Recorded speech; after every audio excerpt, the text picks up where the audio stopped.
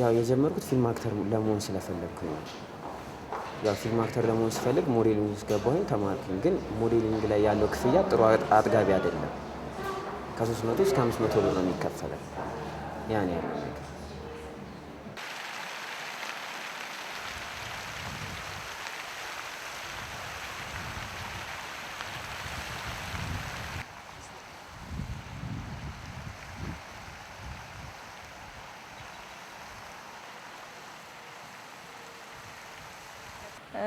የቁንጅና ውድድር ከኢትዮጵያ ውጭ ሄጄ ብዙ ሰርቻለሁኝ። የቁንጅና ውድድር ትንሽ ከሞዴሊንግ ትንሽ ይከብዳል። ምክንያቱም በደንብ መመለስ አለብን፣ በደንብ መልበስ አለብን። የውበት ብቻ አይደለም፣ ጥያቄ መመለስ አለብን።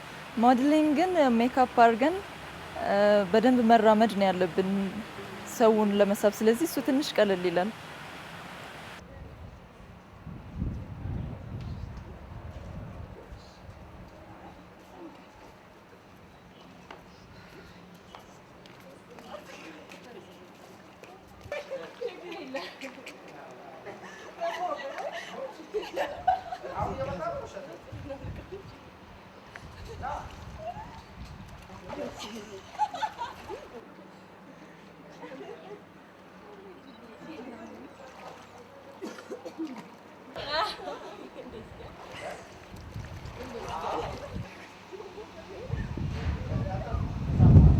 አዎ በኢትዮጵያ ውስጥ ሁላችንም ቆንጆ ሆነን ጠዋት ለመነሳት ብዙ ጥረት እናደርጋለን።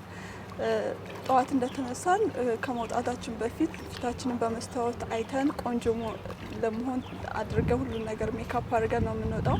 እዚህ ብቻ ሳይሆን በገጠሩ ኢትዮጵያም ያሉት ሰዎች ብዙ የባህላዊ መዋቢያ ዘዴዎች አሉ። ያንን በመጠቀም ውበታቸውን ይጠብቃሉ።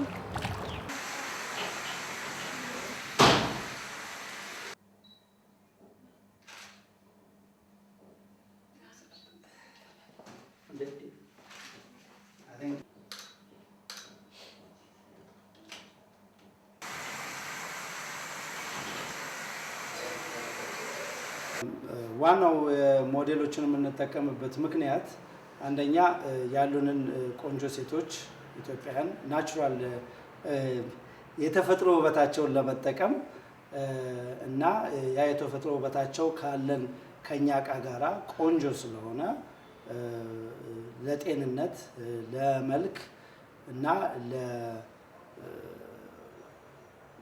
ለመዝናናት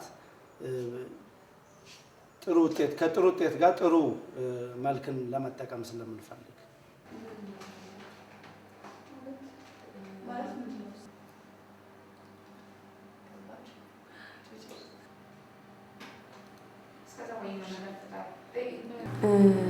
ሞዴሊንግ ኤጀንሲያችን በኢትዮጵያ ውስጥ ብቸኛ ኤጀንሲ ነው። ከ100 በላይ ወንድና ሴት ሞዴሎች አሉን። ለሙዚቃ ክሊፕ፣ ለቢልቦርድ፣ ለማስታወቂያዎች፣ ለስቴጅ፣ ለሁሉም አይነት ሞዴል በሚያስፈልግበት ቦታ ላይ ሁሉ ሞዴሊንግ ኤጀንሲያችን አገልግሎት ይሰጣል። Lime Tree, they have a bookstore inside. Bookwell.